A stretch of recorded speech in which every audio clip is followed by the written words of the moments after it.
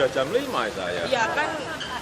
Gimana Pak, panggilan DPRD Pak? Apanya Kang? Interpelasi DPRD Pak, interpelasi DPRD Pak. Apa benar ada pemanggilan terhadap Pak Jokowi? Udah. Berarti Bapak Ya itu mungkin minta penjelasan ya kan, ya dijelasin, itu aja. Minta penjelasan ya mesti kita jelasin. Mungkin ada yang belum tahu mengenai misalnya inasibiti itu apa, ya jelasin. Mungkin ada yang belum tahu mengenai kenapa yang 16 rumah sakit itu kemarin ada keinginan meskipun nggak jadi, seperti apa dijelasin aja. Ini Jokowi hadir ya Pak? Apa? Datang nanti Pak DPRD. Udah. Dengan komisi katanya mau rapat Pak Nggak ada DPRD undangan. Mungkin Pak Wagub. Saya nggak tahu. mengenai interpelasi itu kan gimana Pak? Mengenai interpelasi tadi Ya, itu enggak. gimana Pak? Pak biasa saja. Mungkin ada maksudnya apa gitu yang tindakan yang akan dilakukan oleh Nggak Bapak ada sendiri tindakan Mas, apa-apa. terkait dengan KJS kan DPRD kan akan menggunakan hak interpelasinya. Ya nggak apa-apa. Nanti dijelasin. Pak, pembagian KJS itu kapan? Hah? Pembagian KJS. Kalau nggak Selasa, Rabu. Di 3 puskesmas. Kalau nggak Rabu, Kamis.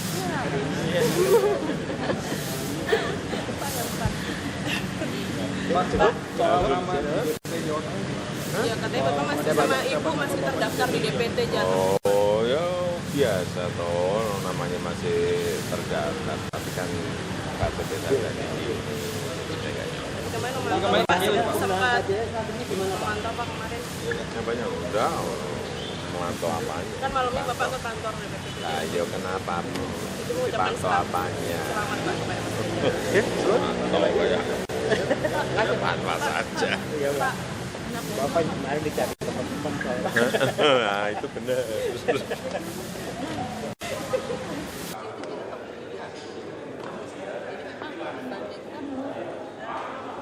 ini urusan sosial. Jadi pembayaran hutang gimana Pak ke Istaka Karya Pak? lagi dong Pak. Ke Istaka Karya pembayaran hutangnya. Hasil audit bayar. Udah di audit bayar. Bayar dulu. Auditnya belum kelar. Iya, makanya begitu audit selesai langsung bayar. Oh berarti memang dibayar oleh Pemprov nanti? Harus bayar. Nah, Harus tapi bayar. kan belum selesai Pak. Sekarang ntar tertunda terus. Kita nggak bisa desak, yang penting udah selesai kita bayar gitu aja. Baru tipar yang Berarti diperjualbelikan. kemungkinan molor dong Pak. Udah banyak yang disita. Hari ini mau lagi penertiban. Pengelolanya gimana kan katanya pengelolanya juga tahu. Iya, makanya kita pindahkan. Udah apa pindahkan. Jadi kita mulai penertiban. Itu salah-salah yang lama udah kita perbaiki aja. Jadi pengelolanya nanti diganti. Udah berapa yang Marunda udah hampir semua diganti. Tipar juga akan Nanti akan ganti. Kalau nggak mau berubah ya kita ganti. Pak, yang di Rio itu 4 hektar tuh milik warga gitu tanahnya. Tapi Jadi kan gini, dulu kan ada 8 hektar, itu kan di bawah penguasaan Pulau Mas. Ternyata hanya 4 hektar yang dibebaskan oleh Pulau Mas, tapi didudukin lagi. Tapi 4 hektarnya yang belum dibebaskan, tapi itu masih haknya Pulau Mas untuk membebaskan. Nah kita minta dia bebaskan, tapi kalau belum bisa bebas karena rumah susun semua belum siap atau ganti rugi belum ketemu, kita yang kerjakan dulu yang sudah bebas. Kan dia agak di belakang kan, jadi itu yang dibebaskan dulu apa adanya dulu gitu loh, dikerjain. Pak, terus hasil auditnya kapan itu untuk ini lain-lain untuk CLNT Pak? Iya Pak. Makanya saya juga tadi baru tanya sama KPU Kan itu juga belum. 21, tapi kata PU katanya udah diminta tanya ke inspektorat. Iya ya, justru tadi belum ada jawaban dari pagi saya waktu rapat dengan Pak Adis. Udah datang nih tamunya, mau saya duduk dulu. Udah duduk dulu deh Pak. Jangan galak-galak Pak. Ini saksi gitu banyak yang galak siapa dia? Bukan pagi-pagi udah nyari ribut aja.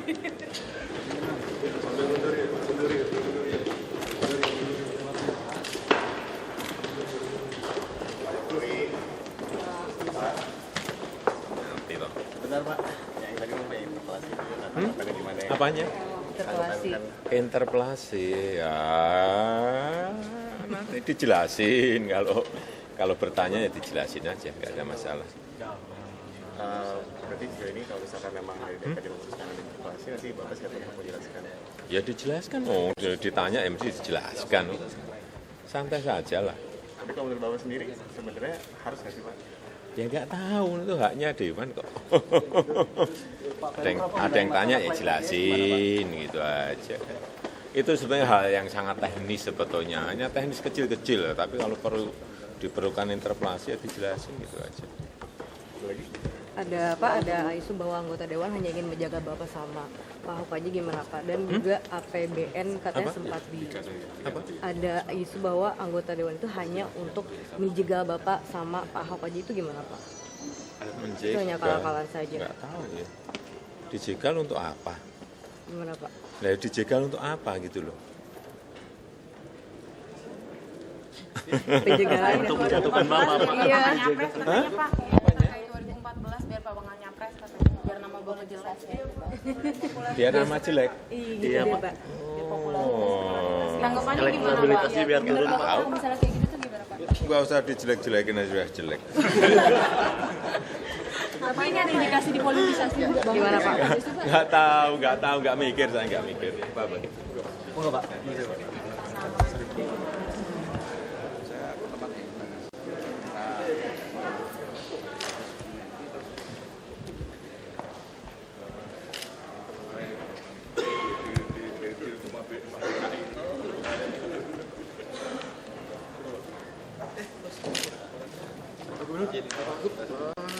Ketemu lagi.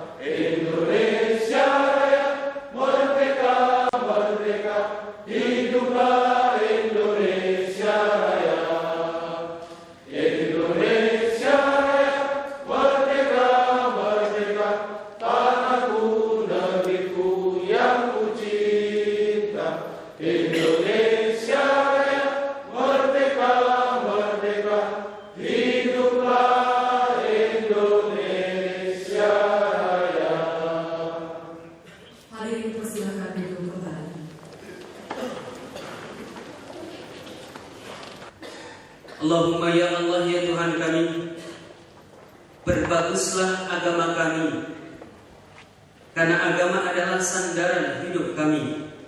Jadikan dunia ini sebagai sarana bagi kami untuk terus berlomba memberikan kebaikan hidup.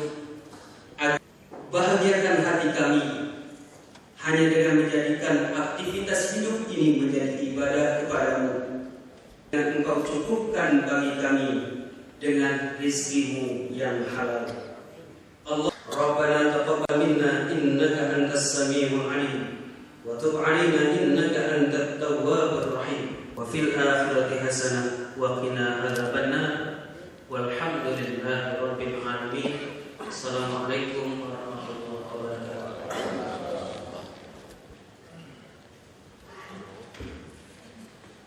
Bismillahirrahmanirrahim. Assalamualaikum warahmatullahi wabarakatuh. Selamat pagi dan salam sejahtera bagi kita. Yang saya hormati pimpinan KPK Bapak Bambang Suyanto pada pagi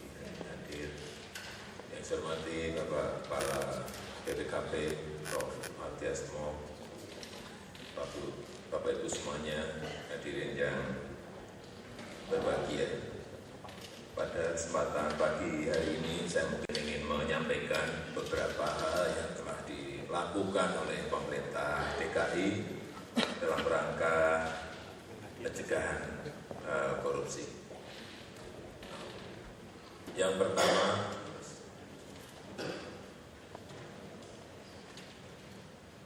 ini yang mungkin banyak yang belum tahu bahwa kita sudah memasang yang namanya APBD sampai sedetail ini di kelurahan, di kecamatan maupun di provinsi. Komplit dari yang di atas provinsi, kegiatan-kegiatan unggulan, kemudian kalau kecamatan di sini, yang kelurahan di sana, dan ini kita semuanya tempel di kelurahan dan di kecamatan. Pengaduannya ada di sebelah bawah. Artinya bahwa pengawasan dan management control dari APBD ini juga dilakukan oleh masyarakat. Yang pertama.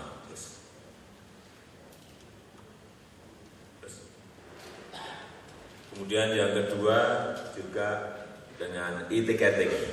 Kita bisa bayangkan kalau Transjakarta tiap hari bayarnya cash, kemudian tiap malam mereka bawa berkarung-karung uang untuk dibawa kemana saya nggak tahu, bawa pulang atau bawa ke kantor. Ini juga saya kira menyebabkan orang tergoda untuk melakukan sesuatu, sehingga kita lakukan mulai Januari dengan e-ticketing seperti ini. Kita harapkan nanti akhir tahun seluruh pemakai, pengguna Transjakarta sudah memakai e-ticketing semuanya. Ini sekali lagi ini juga dalam rangka pencegahan terjadinya penyimpangan.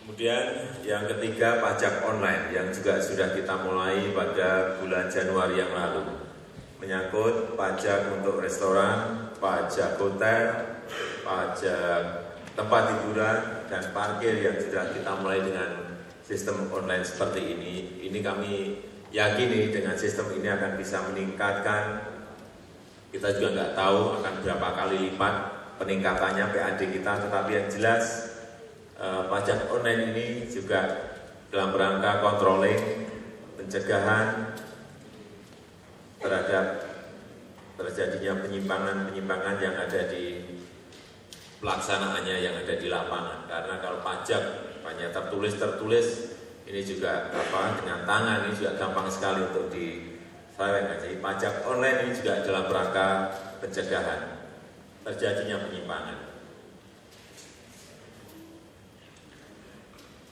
Hotel, apalagi tadi hotel, parkir, kemudian tempat hiburan, semuanya sudah online. Kemudian yang terakhir, ini juga kita ingin mendapatkan pimpinan-pimpinan di kelurahan, di kecamatan yang punya integritas yang baik, sehingga dalam rangka rekrutmen itu kita juga laksanakan seleksi dan promosi terbuka untuk camat dan lurah. Ini juga dalam rangka kita menyiapkan SDM kita agar pencegahan terjadinya penyimpangan itu juga bisa kita laksanakan dengan cara menyiapkan SDM yang punya integritas yang baik, terutama memang di tempat-tempat yang berhadapan langsung dengan pelayanan publik di kelurahan dan di kecamatan. Nanti akan kita laksanakan di dinas yang lain atau badan yang lain, baik untuk badan pelayanan perizinan terpadu misalnya, atau badan untuk pelayanan barang dan jasa. Ini juga akan kita lakukan dengan cara-cara seperti ini, sehingga integritas orang-orang yang duduk di tempat-tempat itu betul-betul bisa melakukan manajemen dengan sebaik-baiknya, sehingga pencegahan terjadinya penyimpangan itu bisa kita laksanakan dengan sebaik-baiknya. Saya kira itu sedikit yang bisa saya sampaikan pada kesempatan yang baik ini yang telah kita lakukan, dan kita harapkan nanti kerjasama dengan BPKP, kerjasama dengan KPK, saya kira kita ingin memperbaiki agar seluruh manajemen yang ada di pemerintah Provinsi DKI ini, terutama manajemen kontrol itu betul-betul bisa kita lakukan. Dan tadi kita juga sudah berbicara dengan Pak Bambang, Prof. Mas Diasmo juga agar DKI bisa dijadikan sebuah pilot project bagi daerah atau provinsi sehingga nantinya bisa dikembangkan di daerah-daerah yang lain. Itu yang bisa kami sampaikan pada kesempatan yang baik ini. Terima kasih. Wassalamualaikum warahmatullahi wabarakatuh.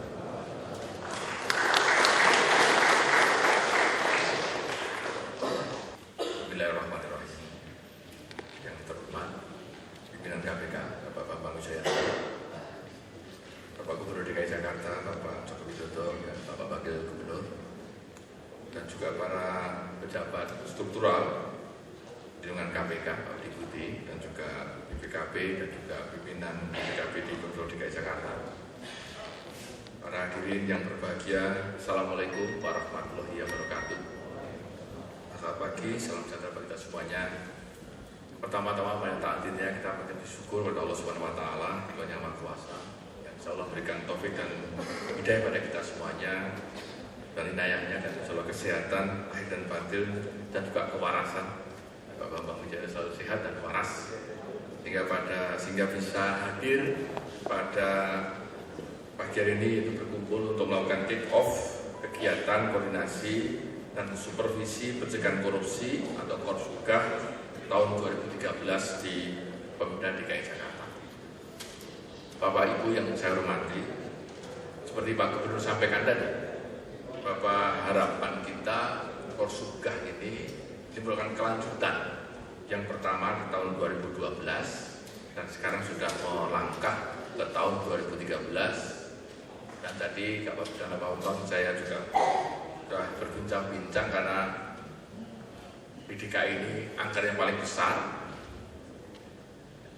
maka kita harapkan bisa menjadi suatu tidak hanya pilot project tapi sebagai role model bagi Gubernur dan Pak Wagub, sebagai role model hingga betul-betul kalau tahun lalu kita lebih kepada 3H, yaitu planning and budgeting system, perencanaan penganggaran, dan juga ke pengadaan barang dan jasa, dan juga pelayanan publik. Maka untuk tahun 2013 juga kita dalami hal yang sama, tapi ada beberapa penambahannya. Titik-titik kritis yang sudah kita lihat untuk upaya pencegahan KKN yang ada di DKI sudah kita lihat semuanya, sudah kita observasi dengan teman-teman KPK bersama-sama BPKP, terutama BPKP perwakilan DKI, dan kita akan coba lanjutkan. Yang paling dekat akan kita lihat tadi seperti Pak Gubernur sampaikan, sudah menyampaikan poster APBD tahun 2013 sampai ke pelosok, sampai ke kecamatan dan kelurahan. Ini sudah kita catat semuanya. Kecamatan-kecamatan mana saja yang akan mendapatkan alokasi anggaran yang terbesar, termasuk dinas-dinas yang cukup besar mengalokasikannya, itu juga sudah kita catat semuanya. Misalnya dinas pendidikan yang paling besar, dinas kesehatan, dinas PU, dinas perhubungan, ini 4 dinas yang cukup besar. Ini juga kita lihat, dan barangkali Pak Gubernur dan Pak Wagub akan kami sampaikan nanti di dalam pembahasan APBD perubahan di tahun 2013 akan kita ikuti, dan akan kita lihat dari APBD induk yang sekarang ini menjadi APBD perubahan, dari usulannya eksekutif dan pembahasannya kepada legislatif akan kita ikuti, dan sampai di mana perubahannya. Pengadaan barang dan jasa, semoga itu segera dapat, karena itu hal yang perlu kita lihat bersama. Bisa begitu, sesuai dengan MOU antara BPKP dengan KPK pada tahun 2013 ini akan ada tambahan selain yang kami sampaikan tadi, adalah bagaimana Pemda DKI dalam program atau bidang ketahanan pangannya, dan bagaimana upaya Pemda DKI dalam upaya meningkatkan pendapatannya. Tadi beliau sudah menyampaikan ada pajak online seluruhnya, apakah itu restoran, hotel, dan sebagainya. Ini adalah national interest dan juga rencana KPK yang harus kita ikuti. Sebetulnya ada tambahan lagi bidang pertambangan, tapi karena DKI tidak ada banyak pertambangan, maka ini akan kita gulirkan ke provinsi lainnya, kayak provinsi Kaltim, Aceh, atau Papua akan ke sana. Bapak Ibu sekalian, selain tadi kita akan lebih fokus pada penetapan APBD untuk APBD perubahan, juga penyerapan anggaran. Karena ini juga amanah dan Bapak Presiden berkali-kali menyampaikan bagaimana quality spending. Maka penyerapan anggaran ini apakah hanya pada akhir tahun saja yang istilahnya atau menghabiskan anggaran saja, apakah memang berdasarkan outcome base, bahkan sampai ke impact-nya dan kualitas penyerapannya, apakah hanya seperti itu. Karena selama ini silpa, sisa lebih perhitungan anggaran terutama di Pemprov DKI masih relatif cukup besar. Maka itu kita juga selain APBD perubahan juga akan melihat penyerapan anggarannya. Bapak Gubernur, Pak Wagub, Bapak sekalian, dan terutama Bapak Bambang Wijoyanto, permasalahan Pemprov DKI di tahun 2012 antara lain alokasi anggaran ke SKPD. Ini ada sebagian SKPD tidak mengusulkan tapi dapat alokasi anggaran. Ini yang pertama. Yang kedua, ada beberapa SKPD yang mengusulkan anggaran tapi mendapat alokasi anggaran yang berlebih, sehingga sebetulnya tidak membutuhkan tapi berlebih. Nah, dari dua hal ini ada beberapa hal yang rawan. Yang pertama, akan menimbulkan permasalahan di pengadaan barang dan jasa kalau tidak ada alokasi anggaran atau alokasi anggaran yang berlebih. Misalnya penentuan HPS, honor estimate, dan bisa kelihatan ada Bapak dari sini, Bapak dari Sekda juga kelihatannya update harga satuan di Pemda DKI juga relatif terlambat, masih 4 tahun yang lalu, sehingga perlu diupdate supaya HPS itu menunjukkan the real price. Karena kalau HPS-nya bisa terlalu tinggi atau terlalu rendah, nanti pengadaannya walaupun kita menggunakan Perpres 54 atau Perpres 70 juga akan ada masalah di sana. Yang kedua, setelah kita lihat korsup dengan KPK dan BPKP, ini banyak hasil PBJ yang selama ini belum dioptimalkan sepenuhnya. Sudah kita capek-capek melakukan pengadaan barang dan jasa, tapi setelah jadi sudah mendapatkan tidak dioptimalkan sepenuhnya. Dan bahkan karena terlalu besar anggarannya, maka kelihatannya mendapatkan efisiensi dan akhirnya juga menambah silpa. Nah, ini juga barangkali hal yang ini, dan itu bisa kita lihat seperti samplingnya di Dinas PU dan Dinas Pendidikan. Sehingga hal semacam ini yang akan kita lihat Pak Bambang dengan KPK, supaya betul-betul kita inginkan DKI sebagai role model dan juga terhindar dari kemungkinan fraud. Kalau semakin besar anggarannya, semakin alokasinya kalau bisa tidak sesuai dengan yang dibutuhkan, ini kemungkinan potensi fraud semakin besar. Oleh karena itu kita coba upaya korsup ini untuk khususnya untuk pencegahan, terutama untuk yang ke depan.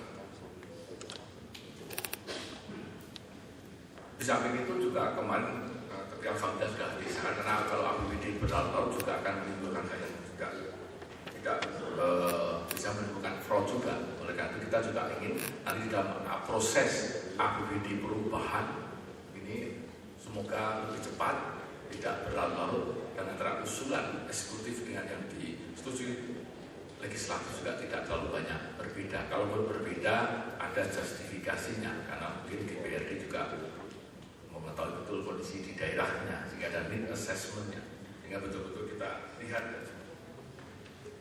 Yang kedua, Bapak Ibu sekalian, saya melaporkan Pak Gub dan Pak Bagub mengenai pelayanan publik selama ini di DKI. Beberapa hal yang dari hasil Korsubka yang dilakukan BPKP dengan KPK, ini terutama ada beberapa kendala atau permasalahan, terutama di masalah SDM dan masalah tata kerja dan informasi layanan, serta sarana dan prasarana yang kurang memadai. Misalnya kita lihat pada saat itu pelayanan terpadu satu pintu yang sekarang dari badan layanan itu. Misalnya pada saat pengurusan IMB, ini pasti banyak pungutan-pungutan yang tidak seharusnya dilakukan. Misalnya kita lihat juga di rumah sakit, misalnya rumah sakit umum daerah di Pemprov DKI, ini banyak sekali fasilitas yang masih belum baik, terutama fasilitas poliklinik, ruang tunggu pasien. Ruang tunggu pasiennya kalau kita lihat masih agak belum begitu memadai sebagai pelayanan publik, karena pasien mestinya dilayani dengan baik, dan ini nampaknya seperti itu. Dan barangkali satu yang kita lihat adalah kedisiplinan kehadiran dokter, terutama dokter spesialis. Ini jarang datang, dan juga kalau datang terlambat sehingga banyak menunggu pasien dan sebagainya. Ini barangkali yang akan kita tindak lanjuti di dalam Korsubka sebagainya itu. Dan oleh karena itu Korsubka ini tahun 2012 ini harapannya juga sustain dibandingkan tahun 2013. Saya akan mencoba ada 3 slide yang di dalam bagian ini yang kita sampaikan. Silakan. Ini yang akan kita lihat, Pak. Jadi kita sudah kerjasama dengan teman-teman DKI, terutama nanti kalau ada pengadaan, terutama yang di atas 100 miliar, apakah itu di dinas, itu BPKP bersama KPK akan melakukan yang disebut dengan probity audit. Jadi kita ini audit secara real time pada seluruh tahapan BPJ. Jadi setiap tahapan BPJ, apakah itu mulai dari perencanaannya, ini apakah sampai dengan persiapannya, pemilihannya, sampai ke pemilihan barangnya sendiri, tidak langsung pada pelaksanaan. Dari awal pun kita sudah melihat, Pak, apakah sudah ada efisiensi dan efektivitas, adanya transparan, terbuka, adil dan tidak diskriminatif. Di sini ada accountability dan ada bebas benturan dari kepentingan, conflict of interest. Ini karena harus ada hal yang seperti ini, sehingga harapan kita bersama bahwa pengadaan barang dan jasa itu kredibel dan terhindar dari korupsi. Jadi untuk yang sifatnya besar, nanti BPKP bersama KPK akan mendampingi, memberikan advice, sehingga integritas dan honesty bisa betul-betul. Kita harapkan peran inspektorat di provinsi ikut membantu di dalam proses pengadaan barang dan jasa ini. Ini yang pertama. Yang kedua, kita harapkan bahwa di Pemda DKI sudah terwujud suatu internal control yang merupakan culture-nya DKI. Dan saya kira Pak Gubernur dan Pak Bagus sudah setiap hari menekankan itu. Beliau selalu dengan change dan sustainable change. Dan bahkan Pak kuatkan, dan itu menjadi suatu bagian dari culture kita. Apakah itu SDM-nya yang berintegritas, apakah budayanya, dan bagaimana dan seterusnya. Ini kita harapkan betul-betul ini menjadi suatu perisai, suatu jalan bagaimana supaya Pemda DKI itu betul-betul memang dari culture-nya ingin sesuatu yang betul-betul ada perubahan mindset dan culture set. Dan yang terakhir, ini pernah saya sampaikan di sini, silakan. Jadi kita mengingatkan bahwa Pemda DKI harapannya terakhir, Pak Bambang, ini sebagai tidak hanya perbaikan input dan proses.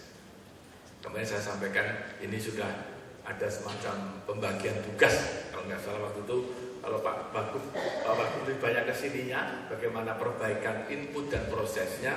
Kalau Pak Gubernur bagaimana langsung melompat, bagaimana output dan outcome-nya.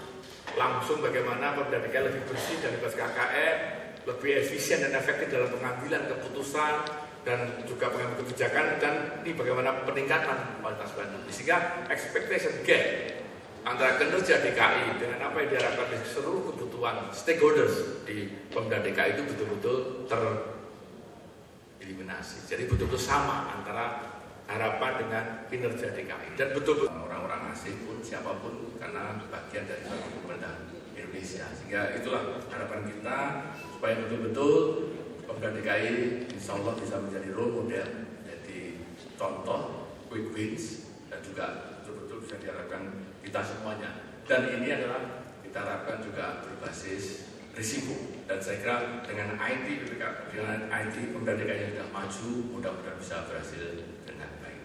Demikian yang bisa Pak Gubernur dan Pak Wagub, Pak Bambang, yang bisa kita harapkan. Semoga kick off ini betul-betul tidak hanya sekedar kick off, tapi betul-betul diikuti dengan action plan yang lebih real, detail, siapa dan melakukan siapa, sehingga betul-betul harapan kita bersama agar Pemda DKI lebih bersih, lebih melayani, dan sesuai dengan harapan masyarakat dapat terwujud. Demikian, terima kasih. Bila itu ibadah, Assalamualaikum warahmatullahi wabarakatuh. Sambutan pimpinan KPK sekaligus membuka acara secara resmi. Yang terhormat Bapak Bambang Wijoyanto, kami persilakan.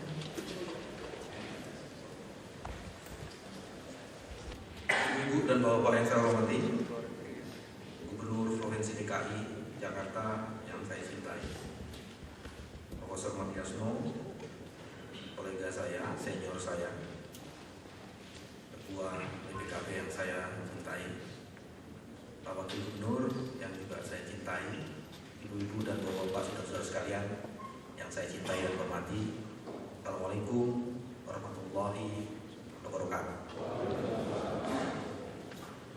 Yang pertama dan utama dalam puja dan puji yogianya dihaturkan kepada Ilahi Robbi, pada Tuhan Yang Maha Esa. Karena pada hari ini kita bisa berkumpul di sini bersama-sama. Hanya karena perkenaannya lah kita bisa berkumpul bersama-sama di sini. Bagian yang kedua, yang saya kemukakan ada beberapa hal. Tadi sudah dikemukakan oleh Pak Gubernur dengan contoh-contoh yang sebenarnya ingin menjelaskan lebih baik banyak bekerja daripada banyak bicara. Pak Gubernur seperti itu sebenarnya, dibantu dengan sangat efektif dan efisien Pak Wakil Gubernur. Profesor Mardiasmo tadi juga sudah menjelaskan bagaimana strategi untuk kita bisa sampai pada output dan outcome bahkan dari semua proses yang diinginkan. Saya melihat di sini selain Pak Gubernur dan Pak Wagub, ada senior-senior saya, ada kolega saya, Pak Tahrul, dan ada beberapa teman-teman lain yang saya lihat di sini pernah bertemu dan berkomunikasi sebelumnya. Bagian pertama, Pak, dari poin yang kedua, apa yang sedang dilakukan pada hari ini adalah, kalau pakai istilah motivator, Pak, ini konsolidasi orang dan programnya orang-orang baik. Kenapa begitu? Hari ini kejahatan semakin sempurna, kegelapan semakin sempurna. Kalau tidak ada orang-orang baik yang berkonsolidasi menghadapi kejahatan yang terorganisir, sempurnalah kegelapan melanda bumi dan bangsa. Terus bagaimana caranya mengkonsolidasi orang-orang baik dan program-program strategik itu? Selama ini, alhamdulillah, hampir setiap hari tidak pernah ada kosakata korupsi tidak tercover di media. Luar biasa. Bahkan kosakata korupsi itu menjadi inflasi.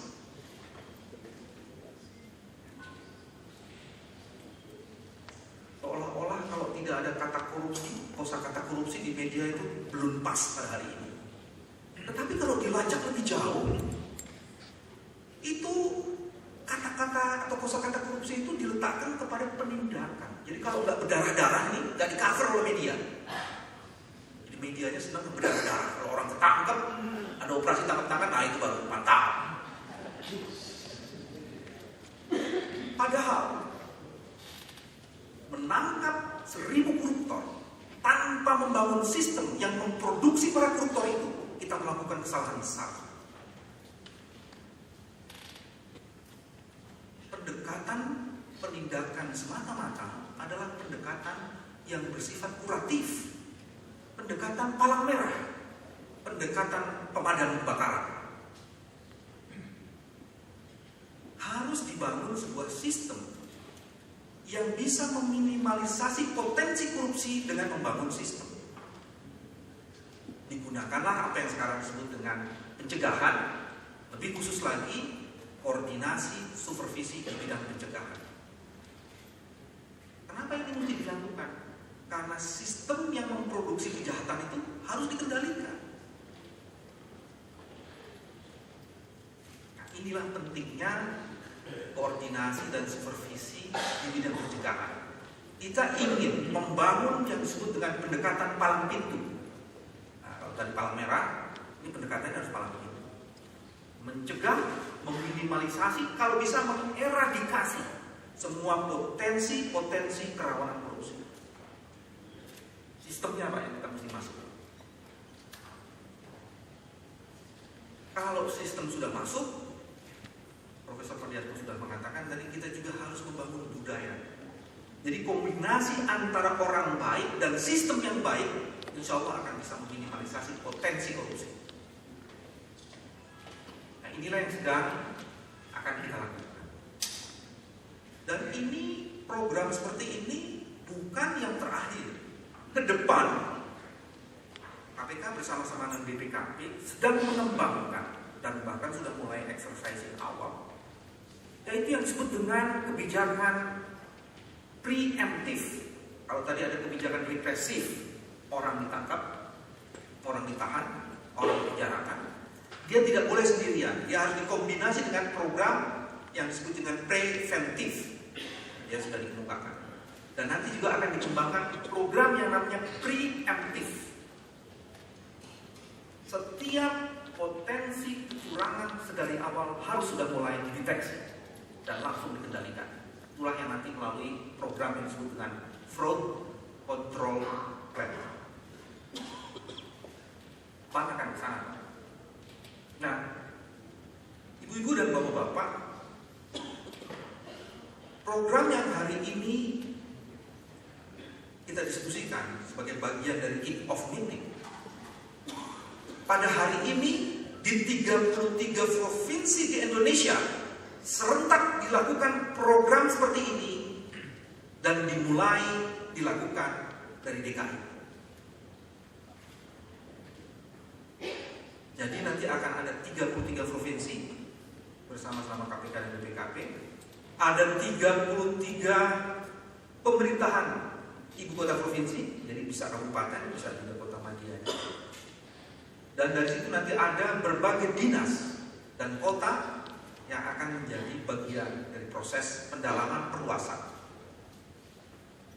Pada tahun ini memang ditambah dengan 2 isu strategik lainnya, yaitu soal ketahanan pangan dan ketahanan energi, khususnya pertambangan. Ibu-ibu dan bapak-bapak, di dalam roadmap KPK di kepemimpinan kami ada 3 strategic program yang kami sebut dengan national interest. Bagian yang pertama itu adalah pajak, income generated. Kenapa ini penting? 78% APBN kita berasal dari sektor pajak. Tapi ibu dan bapak tolong perhatikan, kasus pajak baru mulai muncul dalam kasusnya Gayus 2009-2010. Pertanyaannya adalah, apakah selama ini tidak pernah ada kasus pajak? Atau kejahatannya sophisticated sehingga tidak mampu dideteksi? Atau memang para penegak hukumnya bermasalah?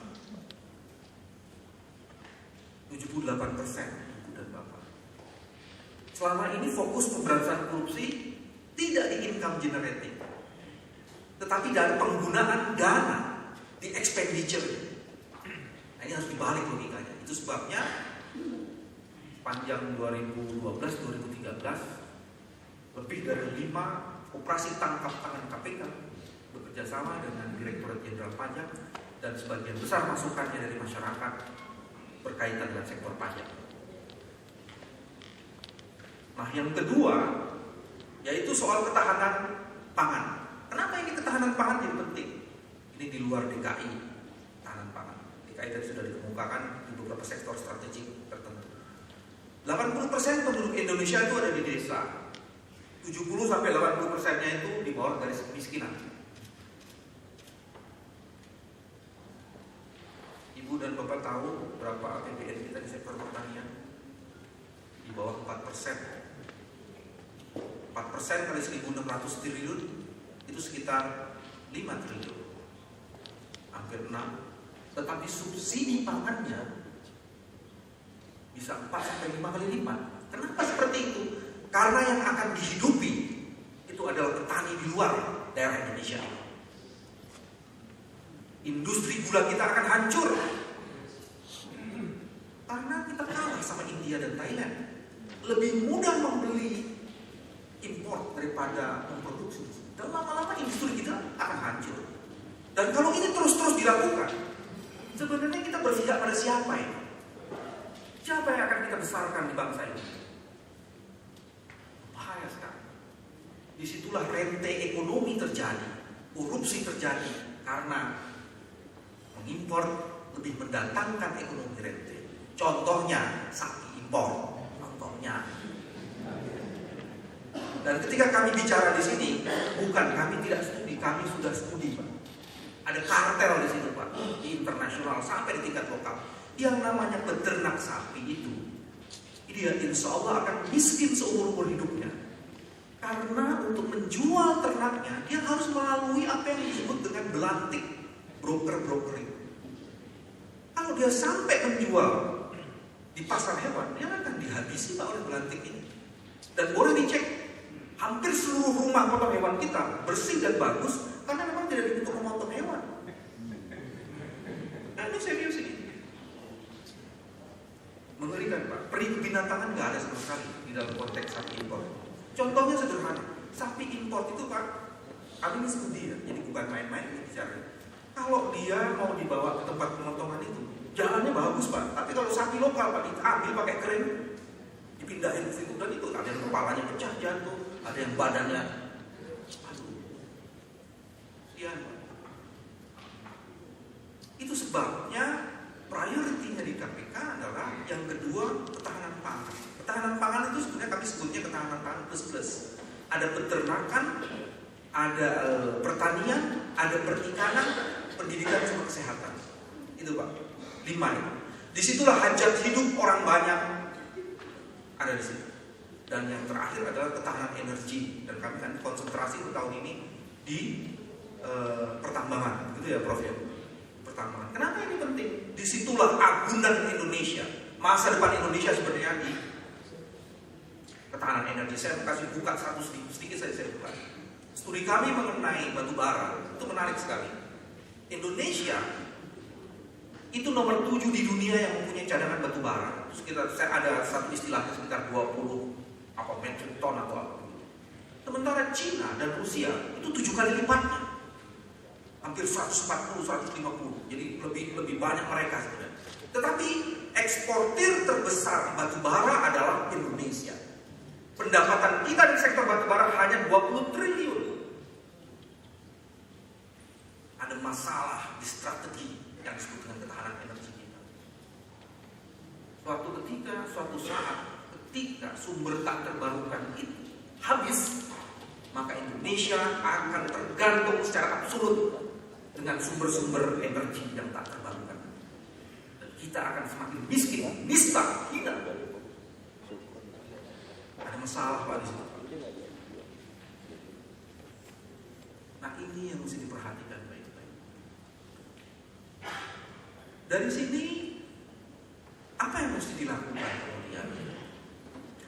Koordinasi supervisi yang tadi dilakukan di 33 provinsi yang tahun lalu kami konsentrasi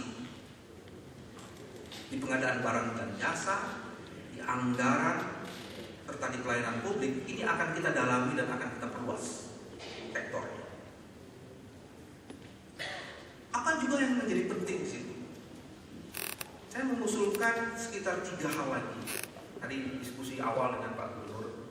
Pak Gubernur, apakah mungkin DKI dijadikan pilot? Gubernur bilang, oke, kami akan siapkan ini. Kenapa itu pilot?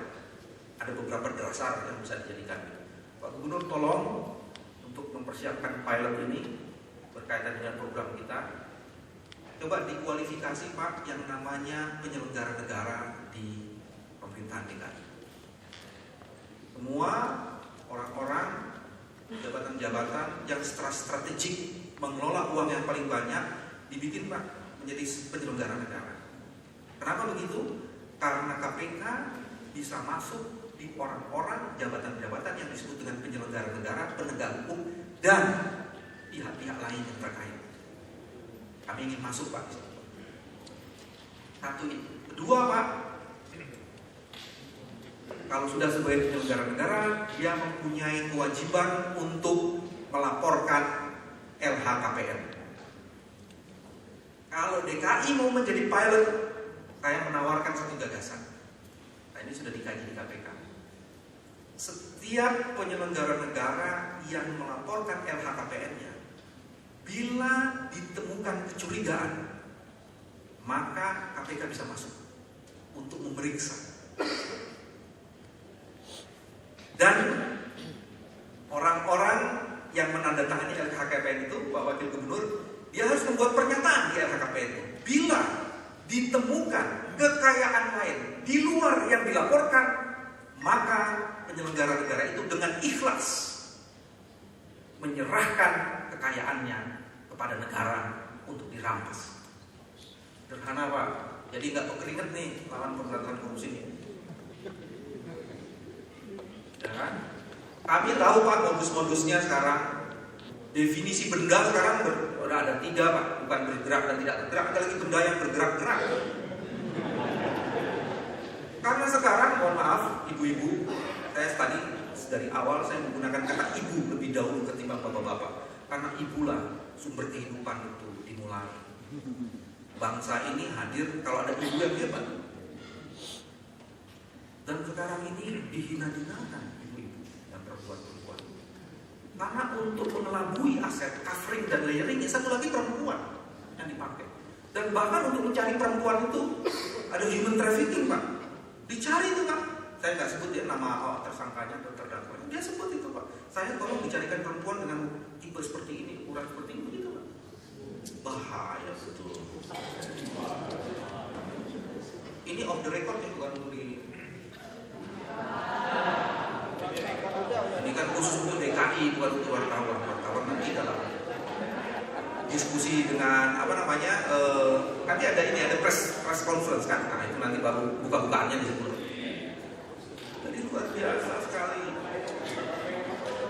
Khusus yang ini untuk menjaga kehormatan ibu-ibu nih, jadi kita harus tutup yang itu. Tapi terjadi proses seperti itu. Nah, ini yang juga harus diperhatikan. Usulan yang ketiga, mohon Pak, kami diberi akses seperti tadi sudah dikemukakan Profesor Mardiasmo. Salah satu strategi pemberantasan korupsi adalah follow the money, bukan follow the suspect. Follow the suspect itu udah agak ketinggalan, harus dikombinasi dengan follow the money. Nah, dalam konteks seperti itu, follow the money itu, maka kemudian nanti kita akan memilih Pak Agung, mana SKPD yang potensi expenditure-nya besar sekali. Kami ada sistemnya Pak. Tapi juga kami akan memberitahukan kepada ibu dan bapak-bapak. Ini tugasnya adalah sistem pencegahan. Jadi kami betul-betul mengharapkan kepada para kepala satuan dinas maupun stafis itu untuk bekerja bersama. Sekarang tinggal mau pilih yang mana? Mau bekerja bersama membangun sistem atau mau kita operasi tangkap tangan? Terserah deh mau pilih yang mana. KPK ikut aja deh. Dan usul saya, mari kita membangun sistemnya. Semakin kita mendudukkan diri dan merendahkan hati, dugaan saya kehormatan kita justru akan mencapai puncak-puncak peradaban yang baru.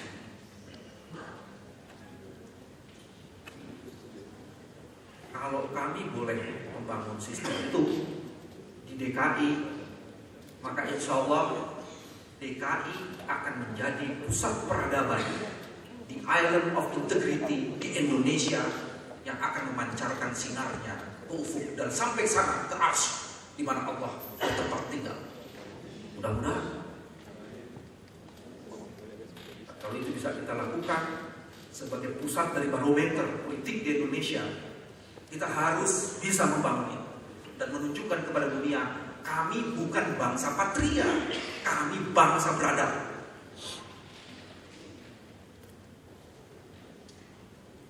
Ada serangkaian program lain Pak, gagasan yang keempat. KPK sudah mendesain bersama BPKP apa yang disebut dengan sistem integritas nasional. Kalau mau menuju di Island of Integrity, itu ada 14 langkah menuju ke sana. Saya kasih contoh misalnya, kami mempunyai software yang disebut dengan whistleblower system. Kita bisa install sistem itu. Jadi di KPK itu whistleblowing sistemnya itu kayak Kentucky Fried Chicken 7x24 jam. Karena itu pakai sistem, sehingga sebagian besar operasi tangkap tangan kita itu dari informasi masyarakat. Kita tidak begitu penting dari siapa informasi itu, tapi sejauh mana akurasinya. Kami kerjasama dengan Direktorat Jenderal Pajak bersama-sama. Kalau Bapak mau juga, oke, mungkin kita persiapkan beberapa orang KPK, kita dedikasikan untuk Pemda DKI. Bukan tidak mungkin. Walaupun kami kekurangan orang, kami ikhlas meletakkan orang-orang terbaik kami di Pemda DKI untuk bersama-sama Pemda DKI membangun sistem yang lebih baik. Bukan tidak ini, di sini ada deputi pencegahan. Saya akan minta nanti beberapa orang terbaik KPK kalau perlu taruh di sini untuk membangun sistem. Di dalam sistem integritas nasional ini akan ada dua hal penting, Pak. Selain membangun sistemnya, kami juga membangun agents of change-nya, agents of integrity. Orang-orang inilah yang akan bersama-sama dengan teman-teman di DKI membangun sistem itu. Nah, kalau ini bisa dilakukan, ini menarik. Jadi, sistem integritas nasional. Sistem ini diminta oleh Presiden untuk dibangun oleh KPK dan kami sudah mempunyai kerangka kerjanya. Beberapa BUMN yang sudah terlibat di sini, salah duanya adalah Pertamina dan Garuda. Bahkan Pertamina sudah ada 2 kali training. Orang-orang yang ikut training ini juga orang-orang yang kami pilih, Pak. Nah, kalau ini bisa dibangun, menurut saya DKI akan menjadi salah satu provinsi yang akan diinstal atau menginstal sistem integritas nasional ini. Dengan kerendahan hati kami mohon pada Pak Gubernur, mudah-mudahan ini bisa disetujui. Dan kalau begitu kami akan siap-siap nanti dengan segala keterbatasan kami ingin memaksimalkan upaya yang kami bisa lakukan. Nah, hal lain yang juga penting untuk dikemukakan, ibu-ibu dan bapak-bapak, seperti tahun yang lalu, nanti akan ada kegiatan pertemuan terbuka dengan para pemangku kepentingan. Untuk masing-masing kita ini mempertanggungjawabkan apa yang telah kita lakukan, dan nanti hasil workshop yang kami lakukan itu akan kami presentasikan di hadapan ibu-ibu dan bapak-bapak. To be honest dan to be fairness, memang harus seperti itu. Kami akan sampaikan. Dan untuk diketahui, pada tahun yang lalu, selain kami sudah sampaikan kepada kepala-kepala satuan dinas, kepada kepala pemerintahan, kami juga sudah menyampaikan kepada Menteri PAN, Penelitian Aparatur Negara dan Reformasi Birokrasi, dan Menteri Dalam Negeri. Ini sudah kami sampaikan, dan kalau memang perbaikan-perbaikannya itu, alhamdulillah sekarang ini ada sebagian laporan kami ini sudah ditindaklanjuti oleh kepala pemerintahan. Tapi kalau sudah 2-3 kali dikasih tahu, sudah 2-3 kali diminta memperbaiki, tidak juga memperbaiki, saya ingin mengatakan kami akan menyiapkan program penindakannya dengan lebih sistematik. Dan ini juga sebagai informasi, dan Bapak kalau melihat KPK itu jangan dilihat wajah seramnya, wajah penindakannya, karena sesungguhnya kami juga membangun sistem pencegahan. Tetapi memang harus diakui kemampuan kami mempromosikan pembangunan sistem pencegahan jauh lebih kurang ketimbang keinginan media mengcover bagian penindakan. Itu harus diakui. Jadi mudah-mudahan nanti KPK mempunyai sistem yang bisa mempromosikan bagian pencegahan, karena ini yang amar ma'rufnya ini, bagian yang pencegahan itu juga sangat penting sekali membangun sistem ini. Nah, saya ingin juga menjelaskan pada bagian yang terakhir ini, apa yang ingin kita lakukan ini tujuannya adalah untuk mempercepat perbaikan, untuk membangun sistem. Nanti yang akan dituntut masyarakat bukan hanya gubernur dan wakil gubernur setelah kepala SKPD, tapi juga KPK dan BPKP, karena kami harus mempertanggungjawabkan setiap kegiatan kami di dalam proses pencegahan ini dengan baik kepada masyarakat. Jadi kalau kumpulan orang-orang baik berusaha untuk membangun konsolidasi kekuatan, saya pikir tidak ada satu kejahatan pun akan bisa menolaknya. Dan izinkan saya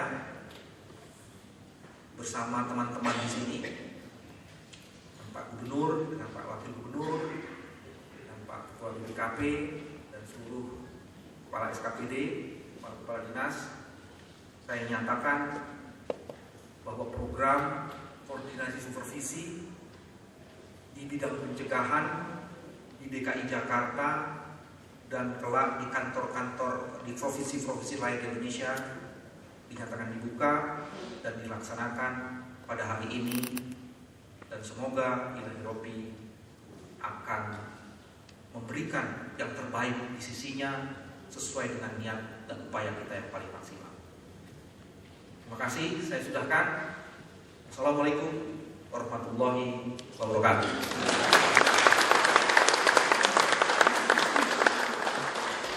Dalam diskusi panel ini akan dipimpin oleh moderator, yaitu Bapak Robinus Sinaga dari Inspektorat Provinsi DKI Jakarta.